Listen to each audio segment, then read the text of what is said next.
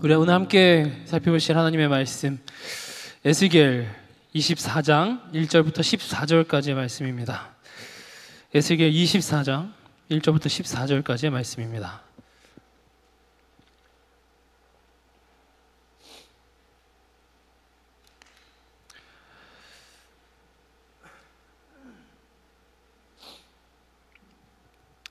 에스겔 24장 1절부터 14절까지의 말씀 우리 다 찾으셨으면 한 목소리로 합독하도록 하겠습니다. 시작. 아홉째 해 열째 달 열째 날에 여호와의 말씀이 내게 임하여 이르시되 인자야 너는 오늘의 이름을 기록하라. 바벨론 왕이 오늘 예루살렘에 가까이 왔느니라. 너는 이 반역하는 족속에게 비유를 베풀어 이르기를 주 여호와께서 이같이 말씀하시기를 가마 하나를 걸라.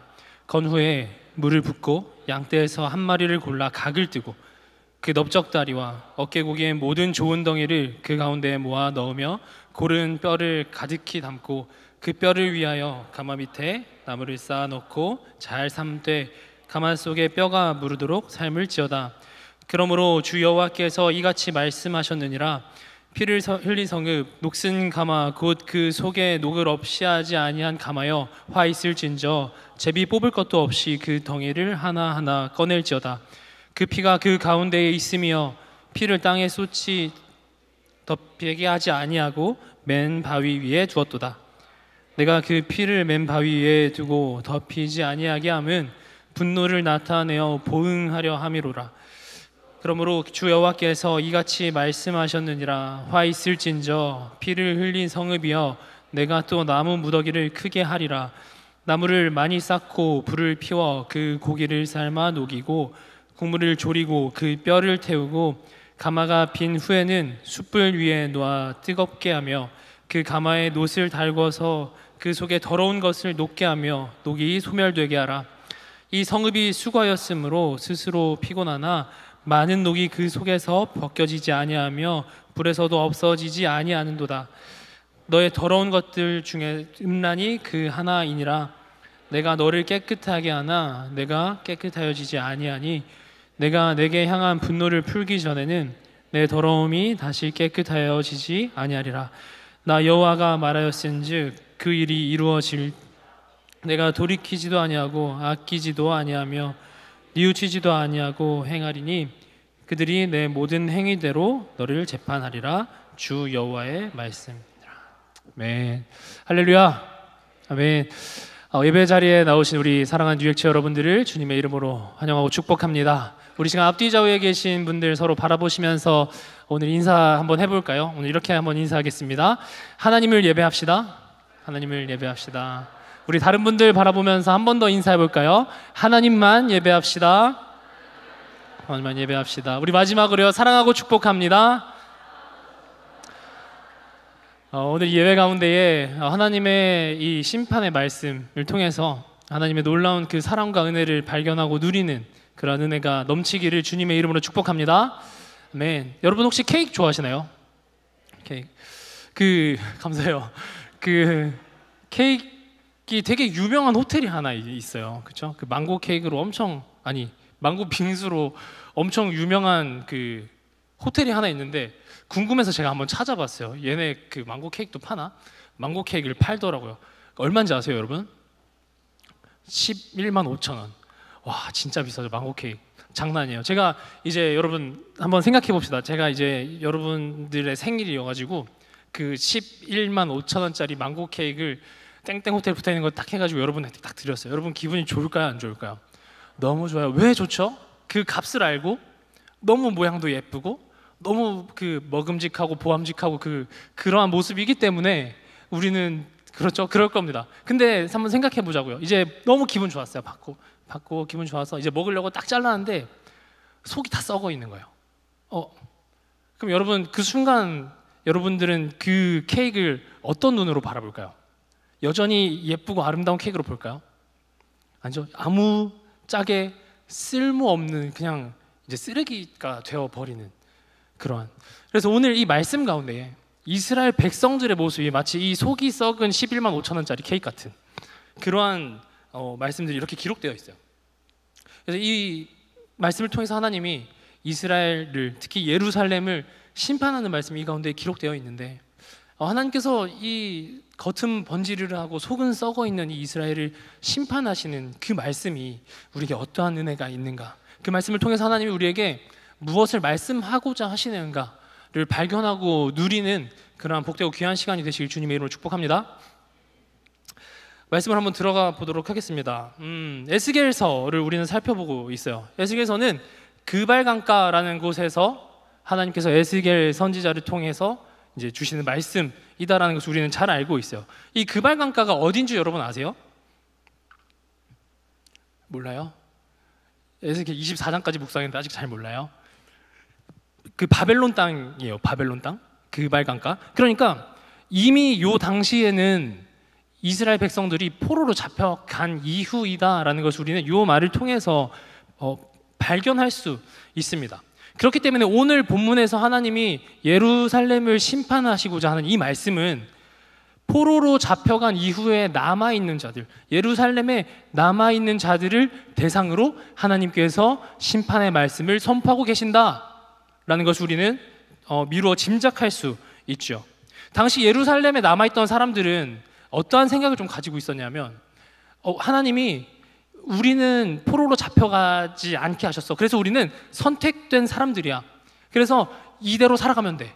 이 모습 그대로 그냥 살기만 하면 돼. 라는 그러한 안주함과 선민의식을 통한 영적 침체로 막 이렇게 가고 있었어요. 왜냐하면 그 당시에 이 예루살렘에 살고 있던 이 사람들은 그 바벨론의 통치를 받고 있었던 때였기 때문에 그들의 문화와 그들의 제사를 다 따라하고 있었어요. 그래서 하나님의 성전 안에서 심지어는 그 우상을 섬기는 그 모습 그대로 우상을 섬겼던 그러한 만행까지 저질렀던 사람들이 바로 이 사람들이었습니다. 근데 이 사람들이 하나님 우리는 잡아가지 않으셨으니까, 하나님 우리는 포로로 가게 내버려두지 않으셨으니까 우리는 이대로 살아도 돼라는 그러한 생각 가운데 잠겨 있었던 사람들이 바로 이 당시에 예루살렘에 거주하고 있던 사람들이었습니다. 그래서 하나님은 이러한 이 예루살렘에 거주했던 사람들에게 이제 심판의 메시지를 주고 계시는 거죠. 그것도 오늘의 말씀을 통해서, 녹슨가마의 비유를 통해서 하나님은 심판의 말씀을 선포하고 계십니다. 우리가 선지서를 이렇게 읽어보면 비유가 정말 많이 나와요. 그래서 너무 어렵게 느껴집니다, 이 말씀이. 저도 이 에스겔서를 준비하면서 진짜 수많은 청년들에게 너무 어려워요, 죽을 것 같아요, 막 이런 말 정말 많이 했거든요. 근데 진짜 너무너무 어려워요. 그래서 우리는 이 본문의 가운데, 비유 가운데에 있는 그 요소들이 무엇을 의미하는가를 먼저 알아보고 이 말씀을 계속 진행하는 게 너무 좋을 것 같아요. 그래서 제가 여러분 준비했습니다. 여러분을 위해서. 자, 이런 걸 어떻게 준비하는, 그렇죠? 한번 볼까요? 이 비유에는 여러 가지 요소들이 나오는데, 가마솥과 좋은 고기, 물, 녹, 그리고 나무장작, 불, 이렇게 크게 6가지의 요소가 나옵니다. 가마솥이 뭐냐 하면 예루살렘 성 자체를 이렇게 가리키고 있어요.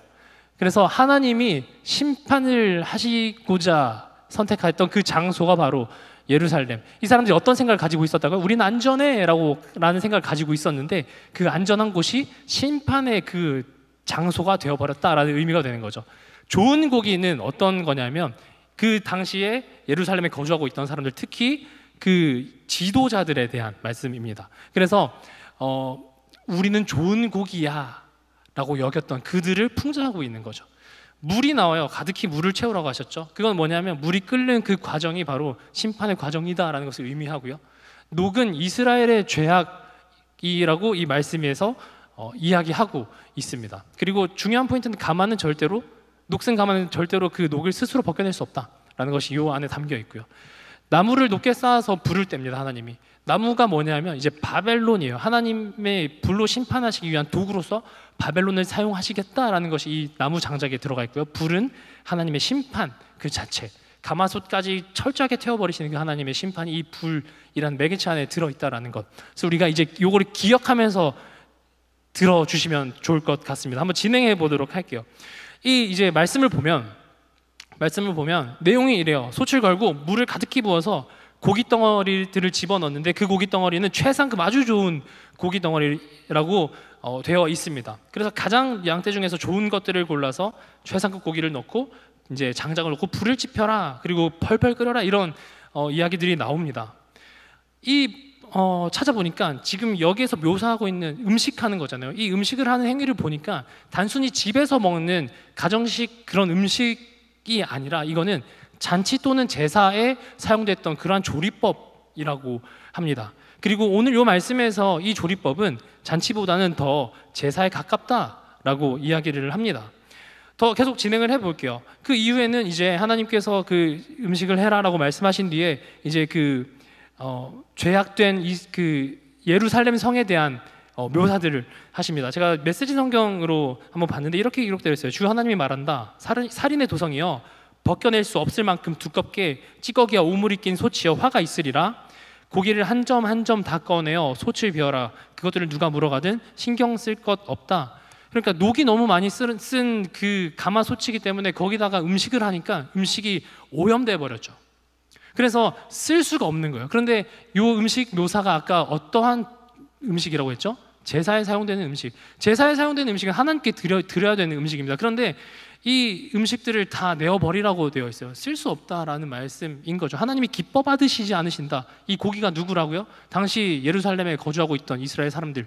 나 너네 기뻐 받지 않을 거야 라는 말씀이 이 안에 담겨 있는 것입니다. 계속 한번 볼게요. 그리고 이제 7절 8절에 이렇게 기록되어 있습니다. 살해당한 자들의 피로 물들어 있고 도성 전체가 길거리에 있는 그 돌들마다 피가 흥건하고 닦아내려는 사람들이 없다. 그리고 모두가 보는 대로에 흐르는 그 피는 나의 진노를 불러 일으킨다.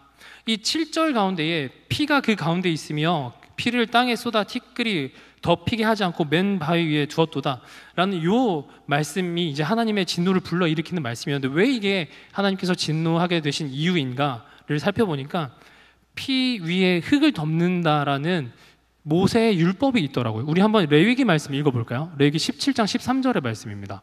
시작. 모든 이스라엘 자손이나 그들 중에 거류하는 거류민이 먹을 만한 짐승이나 새를 사냥하여 잡거든. 피는 여러분 생명을 의미합니다. 그리고 이 흙으로 피를 덮는다라는 이 행위는 생명은 하나님의 것입니다 라는 고백이 담겨 있는 행위였습니다. 그래서 이 피를 덮음으로 인해서 이스라엘 백성들은 모든 주권이 하나님께 있습니다. 그리고 나는 그 하나님의 법 아래에 있는 사람입니다 라는 고백을 한 것이죠. 그런데 이 이스라엘 도성을 보니까 피가 하나도 덮여 있지 않았다라고 기록되어 있는 것을 통해서 우리는 이 이스라엘 백성들이, 특히나 포로기 이후에 예루살렘에 함께 거주하고 있던 그 이스라엘 백성들은 하나님의 그 주권을 인정하지 않고 있었다라는 것을 하나님께서 이 말씀을 통해서 드러내고 계신다라는 것을 발견할 수 있습니다. 그리고 그 모습을 더 살펴보면 그냥 하나님이 인정하는 것이 아니라 그 피를 그대로 둠으로써 말미암아 그 죄악을 마치 자랑하는 듯이 그들이 여기고 있었다라고까지 해석을 하기도 합니다. 그리고 그 행위 속에는 어쩌면 이제는 하나님의 주권을 인정하지 않는 그 모습이 이제 더 이상 하나님 우리와 함께하지 않으셔. 왜? 우리나라 망했는데. 하나님이 선택하신 민족이라고 했던 우리 다 포로로 잡혀가고 망했으니까 이제 하나님이 더 이상 우리와 함께하지 않으셔. 그래서 그냥 있는 대로 살아가고 우상을 섬기는 사람들, 그 기득권 세력들을 따라가면서 살아가고 적당히 세상 속에 탈파하며 살아가는 게 우리의 남은 인생의 모습일 거야 라고 그냥 그렇게 자포자기한 심정으로 남아있던 이들의 모습까지도 말씀은 풍자하고 있다는 것을 발견할 수 있습니다. 이방 나라에 이렇게 포로로 잡혀가고 이방신을 섬기는 나라에 지배를 받게 된 이스라엘은 이제 자신들을 지배하는 그 주변으로 눈을 막 돌립니다. 그리고 이렇게 돌리면서 살펴볼 때마다 그들의 눈에 보였던 것은 뭐냐면 우상신을 섬기는 이방 사람들이었을 것입니다. 우상을 섬기고 그 우상의 가치를 따르는 그 모습들, 우상의 제사법 그대로를 그 우상을 섬기는 그 모습들이 너무나 그들의 눈에 훤히 보였을 것입니다. 그리고 그들은 자신도 모르게 그러한 우상을 섬기는 것 가운데에 젖어 들어갔을 거예요. 죄악된 모습이 점차 나에게 익숙해지고 하나님을 향한 행위나 그런 껍데기는 남아있었는지 모르겠지만 하나님만이 나의 유일한 가치이십니다, 하나님만이 나의 완전한 주권자이십니다라는 그 고백 자체가 완전히 무너져 있던 그러한 세대를 살고 있던 사람들이 바로 이 예루살렘에 거주하고 있던 사람들인 인생이었습니다. 사랑하는 성도 여러분, 그런데 이스라엘의 이 모습이 전혀 우리에게 낯설지가 않습니다. 왜냐하면 오늘을 사는 우리도 어쩌면 이제는 영적 포로의 삶을 살고 있는 것이 아닌가라고 우리가 돌아볼 필요가 있기 때문입니다. 우리의 삶의 자리에서 우리는 우상을 섬기는 그러한 모습들을 너무나 많이 봅니다. 돈을 섬기고요, 권력을 섬기고요, 성을 섬기고요, 수많은 가치들이 혼탁해져 있는 이 세상을 우리는 살아갑니다. 그 가운데에 하나님만 섬기겠다고 고백하면서도 세상의 가치에 적당히 타협하고 살아가는 우리를 때로는 발견하게 되기도 합니다. 신앙의 겉모습은 유지하고 있지만 내 속은 헛된 욕망으로 가득 찬 내 모습, 예배는 드리고 있지만 그 예배가 내 만족을 위한 소비가 되는 그러한 때, 하나님 없이도 살 수 있다는 듯한 이 세상의 흐름에 자연스럽게 서서히 타협하며 살아가는 그러한 모습, 이 이스라엘의 모습과 별반 다를 것 없는 그런 영적 포로기의 상태를 우리는 살아가고 있는지도 모르겠습니다. 하나님은 이제 이러한 예루살렘을 향해서 이제 심판을 선포하십니다. 그리고 그 하나님의 말씀대로 바벨론 나라를 일으켜서 예루살렘 성을 치십니다. 그리고 그 심판을 통해서 이스라엘이 행한 그 죄악의 본질이 무엇인가를 하나님께서 말씀하고 계시는데요, 에스겔 24장 13절의 말씀, 우리 세 번역으로 한번 읽어보겠습니다. 시작.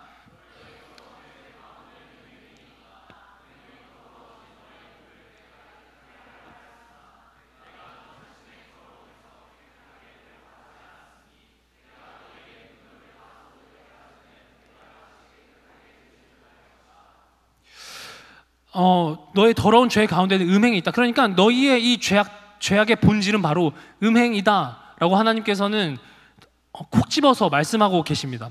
이 음행은 당시 이스라엘 백성들이 정말로 그 우상 신을 섬기면서 그들의 제사를 따랐을 때, 여러분 알고 계시겠지만 우상 신을 섬기는 제사는 성행위가 이루어졌던 그러한 제사였습니다. 그러한 육체적 음행을 이야기하고요, 동시에 신랑된 하나님 외에 다른 것들, 다른 우상을 사랑하는 영적 음행, 이 두 가지 다를 가리키고 있습니다. 결국에 하나님 입장에서는 하나님 없이 살 수 있다 라는 그러한 죄악의 선포가 이 이스라엘 백성들 가운데 넘쳤다 라는 것을 드러내고 계십니다. 그리고 그 결과로 이제 이스라엘은 심판, 바벨론으로 인한 심판의 최후를 맞이하게 됩니다.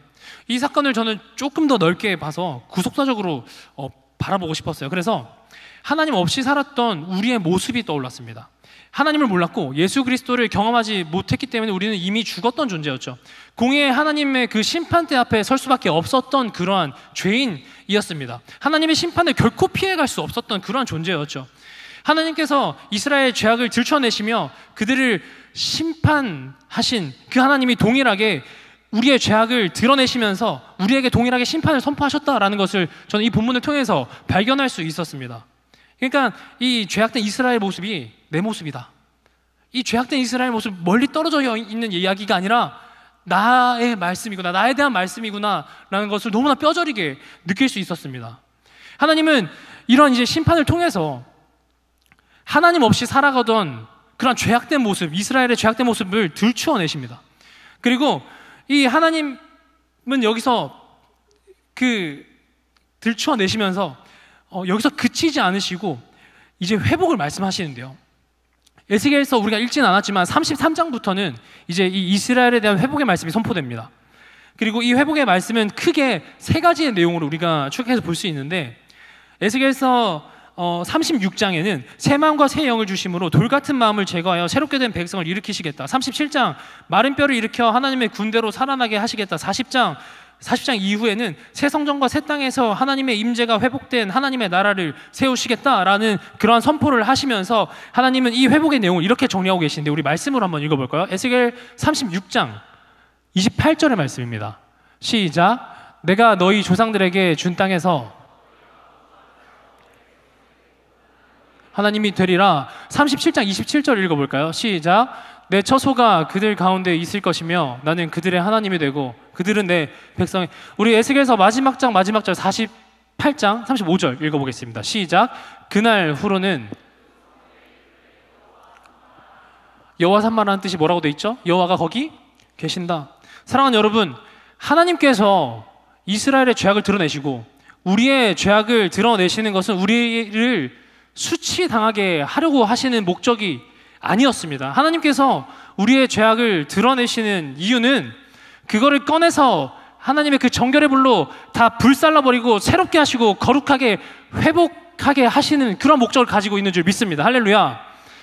내 백성아, 죄악된 내 백성들아, 너희의 죄악이 이토록 가증스럽구나. 너무나 역겹고 재활용조차 할 수 없는 너희의 모습 너네 보고 있니? 이제 내가 그것들을 불살라 버리겠다. 그런데 이제 잘 봐라. 내가 이 심판을 통해서 이제 너희를 회복시킬 거야. 내가 너희를 회복시키면서 너에게 약속할게. 이제 내가 너희와 함께 하겠다. 그러니까 하나님께서 회복시키면서 주신 이 말씀, 내가 너희와 함께 하겠다, 이것이 회복의 본질인 것이죠. 우리는 이 하나님의 함께 하심의 이 회복을 통해서 예수 그리스도를 발견할 수 있습니다. 우리 마태복음 1장 23절의 말씀 한번 읽어볼까요? 시작. 보라, 처녀가 잉태하여 아들을 낳을 것이요.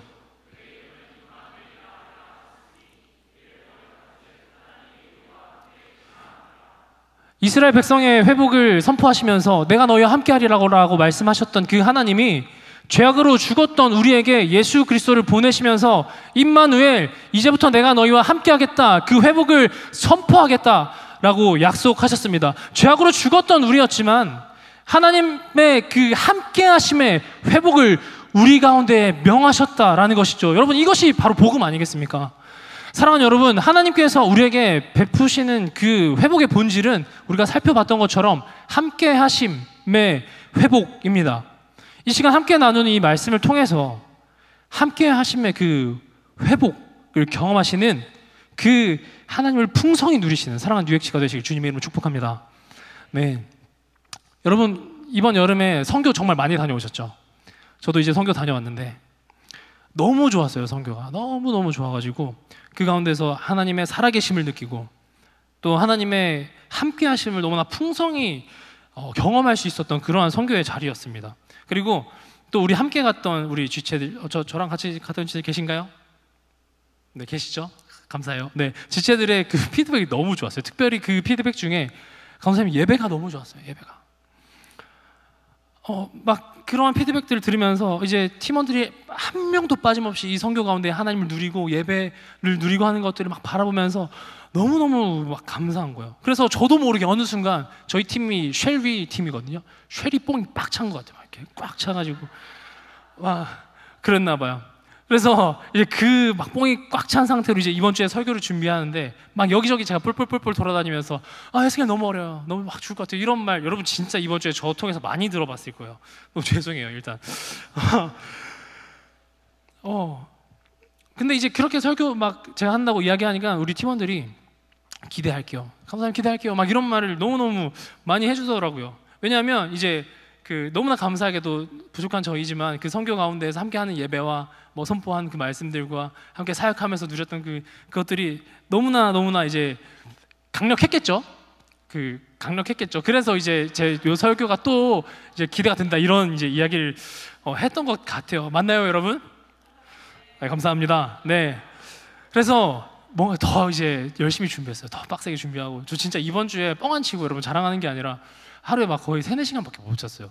그래서 너무 어렵더라고요. 제가 선지서 그래서 자료도 막 엄청 찾고 새벽까지 막 두드리고 막 했는데 막 그렇게 열심히 준비를 했죠. 그리고 제가 또 여러분 찬양 인도자 출신 아닙니까? 또 이 꾀꼬리 같은 목소리로 여러분에게 또 새로운 찬양, 누가 되게 크게 웃으신 것 같아요. 네, 꾀꼬리 같은 목소리로, 아니에요? 네, 목소리로 여러분 막 좋은 찬양, 또 새로운 찬양 꺼내가지고 막 감동을 일으키고 막 눈물 콧물 다 쏟게 할 거야, 막 이런 막 생각들이 너무 막 가져와가지고 막 하고 싶다 이런 생각이 되게 많았나 봐요. 그래서 막 진짜 열정적으로 막 준비를 하고 있었죠. 근데 해도 에스겔 너무 어려운 거예요. 진짜 너무 어려운 거예요. 너무 끝이 안 나요. 결론이 안 나고 뭔가 막 계속 자료는 찾아보고 요소들을 막 이렇게 막 나열해놓고 조각조각들을 막 널브러 놨는데 합쳐지지가 않는 거예요. 이게 뭔지. 그래서 어제 금요 기도회 끝나고 이제 혼자 집에 가서 샤워하고 이제 깨끗한 마음으로 다시 한번 시작해보자. 이제 사무실에 갔죠. 다 이제 사역자분들 가시고 혼자 이렇게 있는데 계속 결론이 안 나서 너무 답답한 거예요. 그래서 거기서 예배했어요. 저 하나님 좀 살려주세요 라는 이제 예배를 시작했죠. 근데 그 순간에 하나님이 저에게 이런 생각을 주시더라고요. 야, 너 지금 뭐 하고 있냐? 석환아, 너 지금 뭐 하고 있어? 라는 마음을 주시더라고요. 그래서 제가 거기서 정신이 반짝 들면서 뭘 깨달았냐면 내가 지금 내 이름을 드러내기 위해서 이러고 있구나. 쉐리뽕이 빡 차가지고 또 은혜를 어떻게 한번 끼쳐보려고, 어떻게든 좋은 찬양 가지고 와서, 여러분 오늘 근데 좋은 찬양 가지고 오긴 했어요. 어쨌든 좋은 찬양 가지고 와가지고 여러분한테 막 어떻게든 감동 주고 싶고 막 그런 거에 포커스가 빡 맞춰져 있는 제가 막 보면서 너무 부끄러워지는 거예요. 그래서 그 순간 하나님께서 저를 뭘 하게 하셨냐면 하나님 회개하게 하셨어요. 하나님 다시 하나님 붙잡고 가게 해주세요. 붙잡고 가게 해주세요. 하나님. 그러면서 제가 올라오기 전에 막 엉엉 울었잖아요. 그 가운데 계속 기도했던 게 뭐냐면 하나님 예배하게 해주세요라는 그런 고백이 그냥 절로절로 나오더라고요.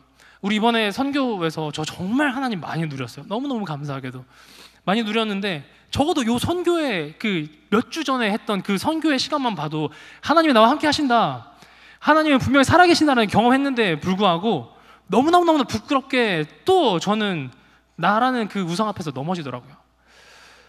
그리고 이스라엘 백성들도 역시나 하나님이 누군지 분명히 알았을 거예요. 알았겠죠. 평생을 하나님이 어떤 분인지 배우며 살아는 사람들이었는데, 그런데 그들도 똑같이 여기서 넘어지고 있구나를 발견하게 되었습니다. 그리고 이 말씀을 통해서 제가 깨달은 것이 하나 무엇이냐면 그 답답했던 순간에 하나님을 찾은 그게 내 능력이 아니라 하나님께서 함께 하시고 하나님께서 일하신 것이다 라는 그것을 제가 발견하게 되었습니다. 동일하게 하나님께서 이스라엘을 심판하시면서 회복하신 그것 또한 이스라엘 백성들의 의지가 아니라 하나님의 일하심이었습니다. 여러분, 결국 우리는 여러분 하나님을 끊임없이 누리는 것 말고는 할 수 있는 게 없어요. 나와 여전히 계속 함께하고 싶어 하시는 그 하나님을 바라보는 것 말고 우리가 할 수 있는 게 아무것도 없다고요. 언제나 나와 함께 하시고 언제나 나와 동행하시는 하나님을 붙들며 살아가는 것 외에는 우리가 행할 수 있는 것은 단 하나도 없음을 고백하는 이 시간이 되기를 원합니다. 여러분, 이게 얼마나 귀한 고백인지 여러분 정말 이 시간 함께 누렸으면 좋겠어요. 그래서 그렇게 에스겔의 이제 심판을 통해서, 에스겔서에 나타난 심판을 통해서 하나님은 이제 이스라엘을 회복하십니다. 그리고 우리가 읽진 않았지만 이 에스겔서를 쭉 읽어보면 그 안에 하나님께서 말씀하시는 그 회복의 내용은 성전 중심의 회복이다라는 것을 제가 발견하게 되었어요.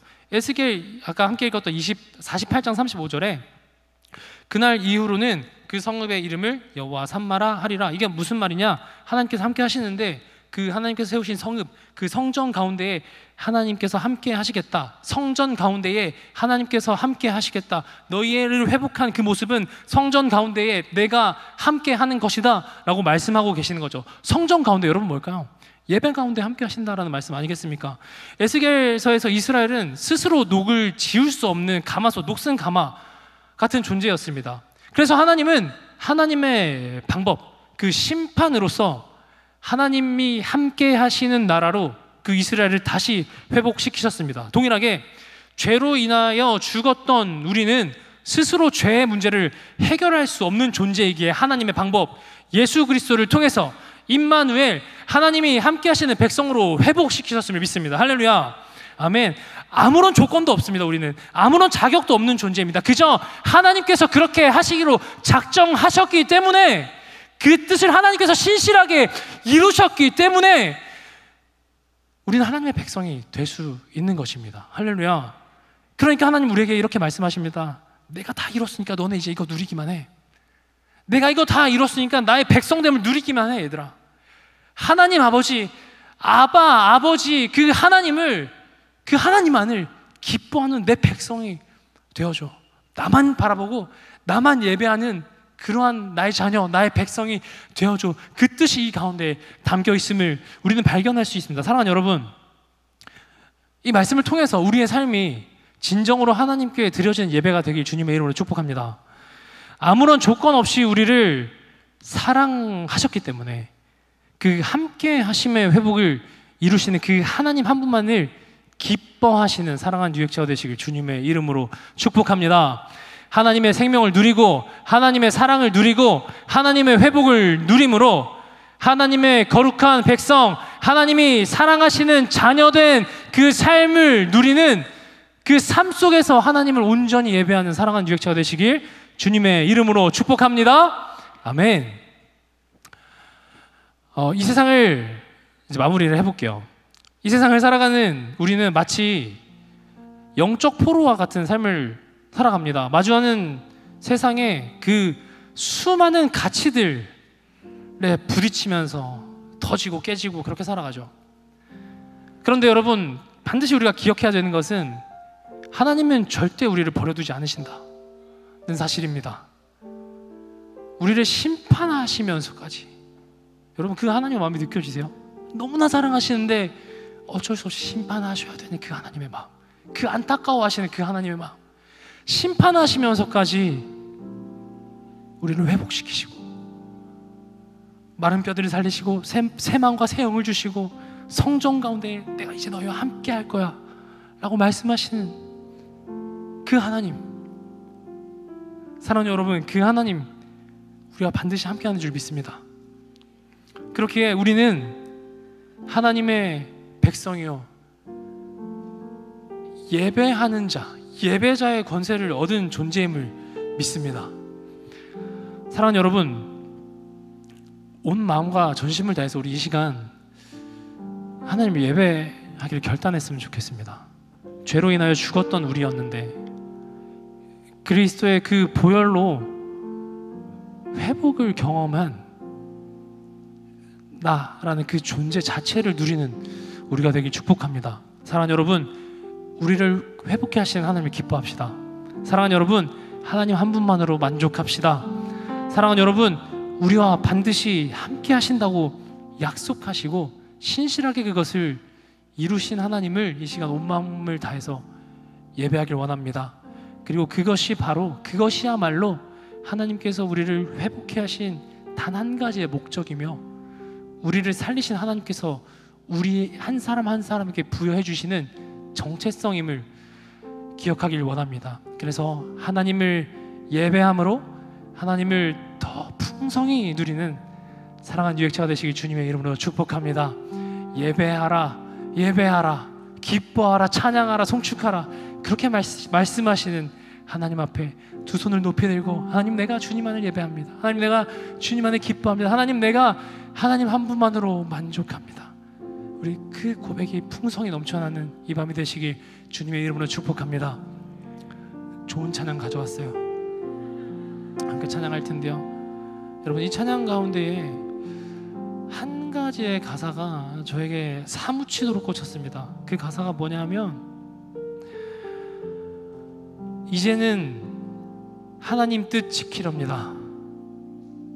이마저 주님이 이루심입니다. 한 번 더 읽어드릴까요? 이제는 하나님 뜻 지키렵니다. 이마저도 하나님이 이루시는 줄 믿습니다. 할렐루야. 우리 이 고백 가운데 모든 것들을 계획하시고 모든 것들을 신실하게 이루시며 우리에게 넘치는 사랑을 부으시는 그 하나님을 찬양하며 나가시겠습니다.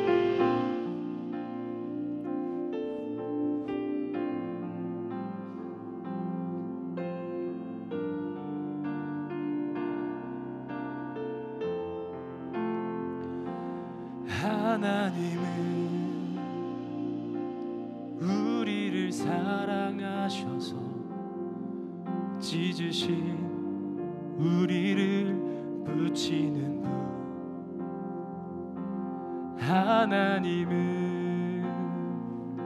신실하셔서 죄인들의 아바 되어 주시네.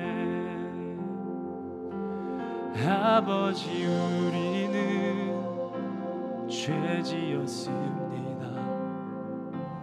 끝까지 따르지 않았습니다. 이제는 하나님 뜻 지키렵니다. 이마저 주님이 이루심입니다.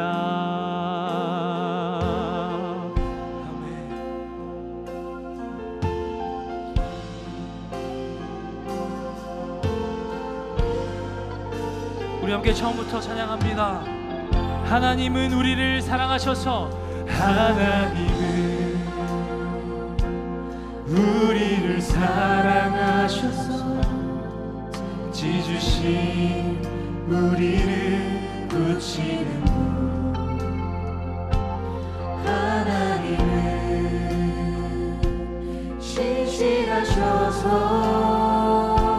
죄인들의 아버지 우리는 죄지었습니다. 아버지 우리는 죄지었습니다. 끝까지 따르지 않았습니다. 이제는 하나님 뜻 지키렵니다. 이마저 주님이 아멘. 아버지 우리는 죄지었습니다. 아버지 우리는 죄지었습니다. 끝까지 따르지 않았습니다. 이제는 하나님 뜻 이마저 주님이 이루심입니다. 이마저 주님이 아멘. 우리 모여 찬양하자. 우리 모여 찬양하자. 제일 먼저 예배하자. 영화로운 주의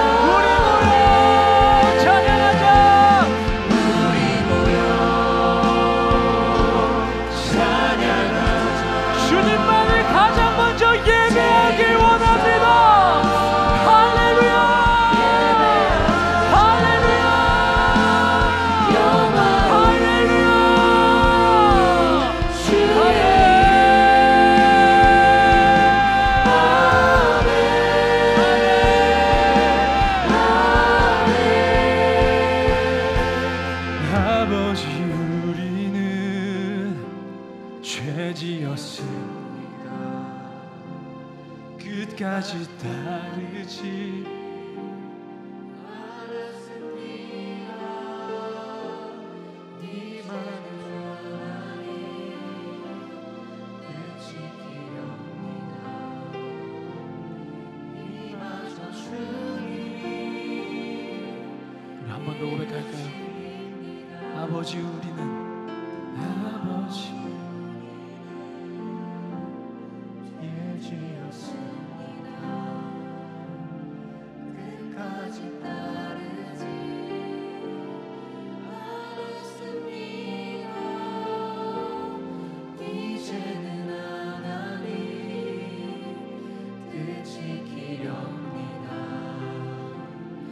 이마저 주님이 이루심입니다. 아멘. 함께 기도하실 때에 하나님은 이스라엘의 녹슨 부분을 드러내셨습니다. 또 하나님은 하나님을 알지 못하고 살아가는 우리의 죄를 드러내셨습니다. 그리고 하나님은 그 모든 죄악들을 드러내심으로 말미암아 우리로 수치를 당하게 하지 않으시고 오히려 회복의 역사를 이루어 주셨습니다. 사랑하는 여러분, 이 시간 하나님이 이 가운데에 우리에게 드러내시는 그 부끄러움들이 있을 것입니다. 성령 하나님이 깨닫게 하시고 나에게 드러내시는 그 죄악을 직면하길 원합니다. 하나님의 인도하심을 통한 온전한 회개의 자리로 나아가기를 원합니다.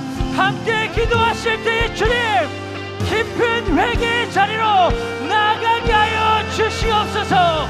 나의 의지와 나의 능력과 나의 생각으로 나가지 아니하고 이마저 주님이 이루심을 신뢰하며 나아가오니 회개의 영을 부어 주시옵소서.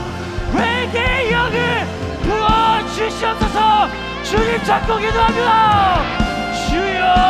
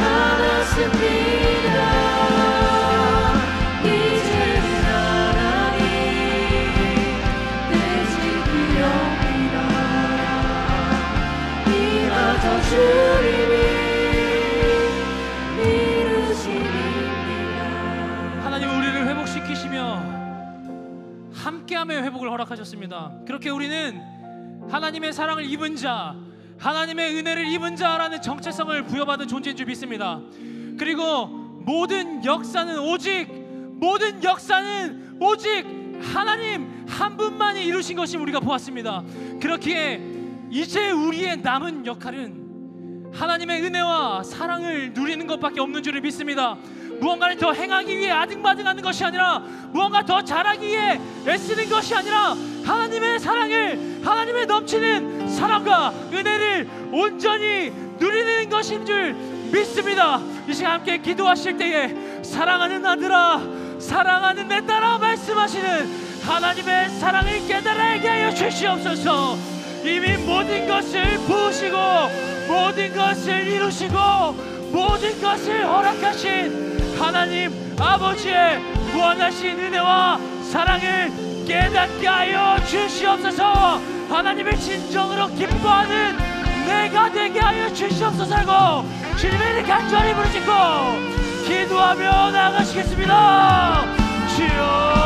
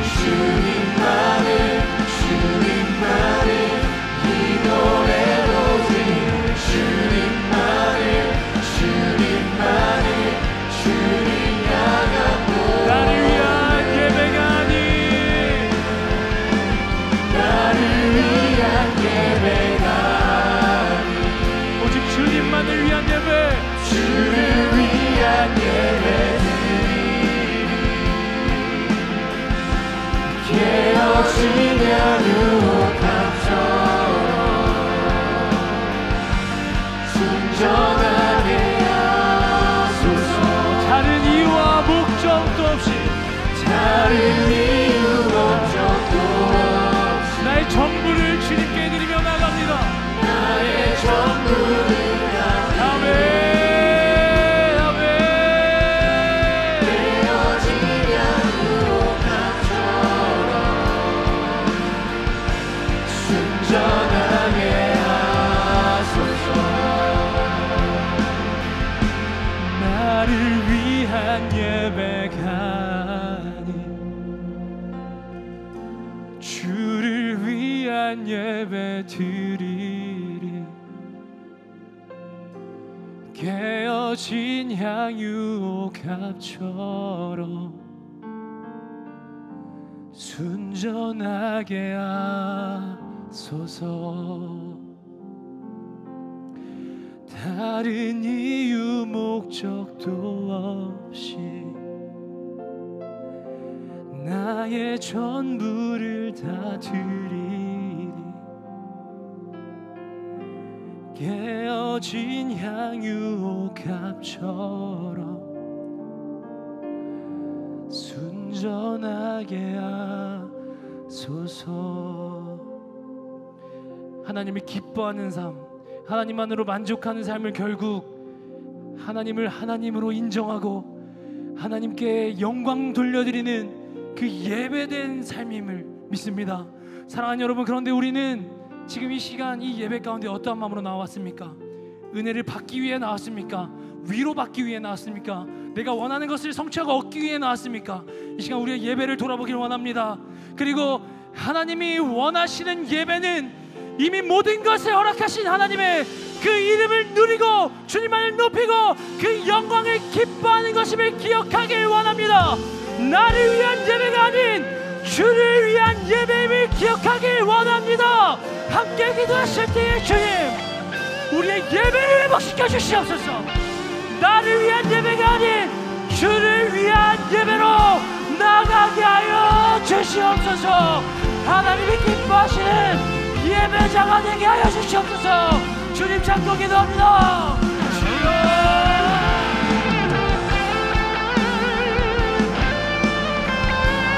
깨어지냐 누룩함처럼 순전하게 하소서. 다른 이유 목적도 없이 나의 기쁨을 다 드리리. 깨어지냐 누룩함처럼 순전하게 하소서. 나를 위한 예배가 아닌 주를 위한 예배 드리리. 깨어지냐 유혹함처럼 순전하게 하소서. 다른 이유 목적도 없이 나의 전부를 다 드리리. 깨어지냐 유혹함처럼 순전하게 하소서. 나를 위한 예배가 아닌 주를 위한 예배 드리리. 깨어지냐 유혹함처럼 순전하게 하소서. 다른 이유 목적도 없이 나의 전부를 다 드리리. 깨어지냐 유혹함처럼 순전하게 하소서.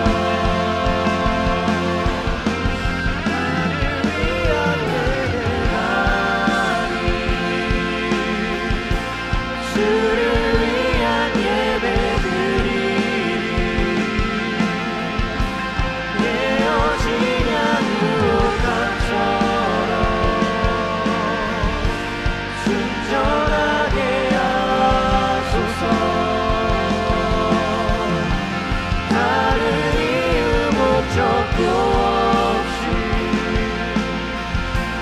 나의 전부를 다 드리리. 깨어진 양육감처럼 순전하게 하소서. 나를 위한 예배가 아닌 주를 위한 예배드리리. 깨어진 양육감처럼 순전하게. 우리 마지막으로 한 번 더 기도하실 때 우리는 이제 하반기의 사역 출발선에 서 있습니다. 그리고 하나님께서 저에게 부어주신 말씀, 그 마음이 무엇이냐면 이 사역의 자리, 이 섬김의 자리도 결국에 하나님을 예배하는 자리를 저에게 끊임없이 말씀하십니다. 이번 선교의 그 시간 중에 저에게 개인적으로 어려운 상황들이 있었습니다. 그리고 그 시기가 그 선교의 가장 마지막 날 행축 예배를 앞두고 있는 때였습니다. 마음이 너무 어려웠습니다. 그래서 저는 당장 행축 설교를 해야 되는데 설교가 너무너무 하기 싫었어요. 그래서 하나님한테 기도했습니다. 하나님, 설교가 너무 하기 싫어요. 하나님, 지금 이 시간 나 사역하기 너무 싫어요. 저 사람들 앞에서 아무것도 안 하고 싶어요. 그렇게 기도하던 저에게 하나님은 사역하지 말고 예배해라. 사람들 앞에서 사역하려 하지 말고 나 여호와 하나님 앞에서 예배하라.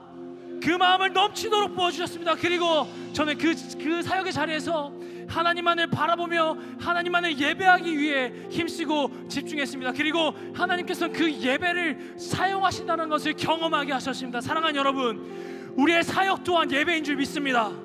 하나님을 향한 예배인 줄 믿습니다. 하반기를 맞이하는 이때에 주님, 사역이 아닌 예배로 가득 찬 하반기가 되게 하여 주시옵소서.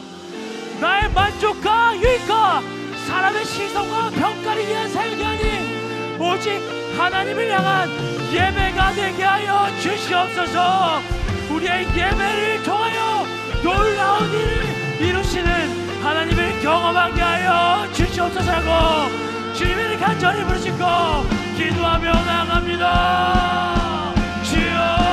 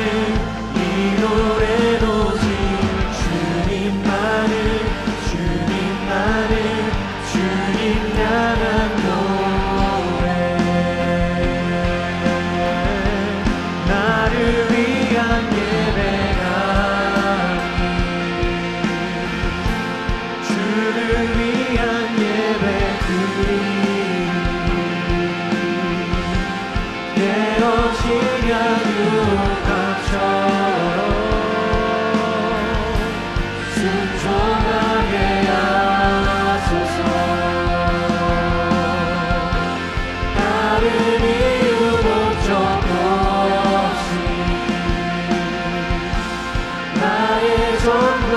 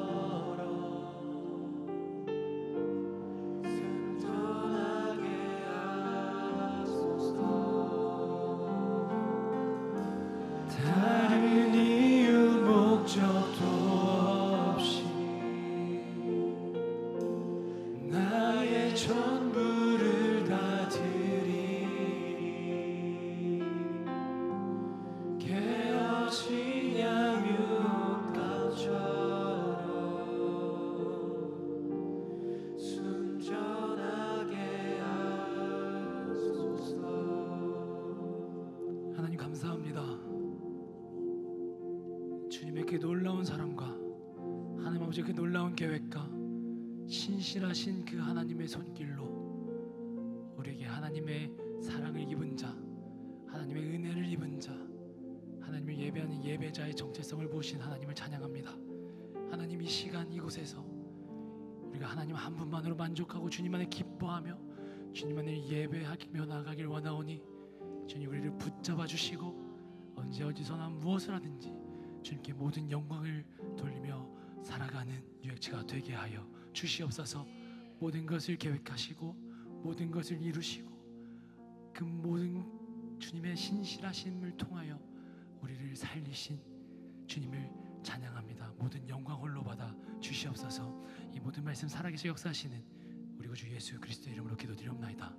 아멘. 주기도문으로 모든 예배 마치겠습니다. 하늘에 계신 우리 아버지여, 이름이 거룩히 여김을 받으시오며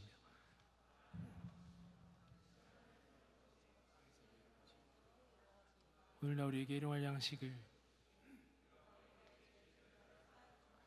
우리의 죄를 사하여 주옵시고 우리 시험에 들게 하지 마옵시옵고 다만 악에서 구하시옵소서. 대개 나라와 권세와 영광이 아버지께 영원히 있사옵나이다. 아멘. 우리 주님께 영광의 박수 올려드리겠습니다.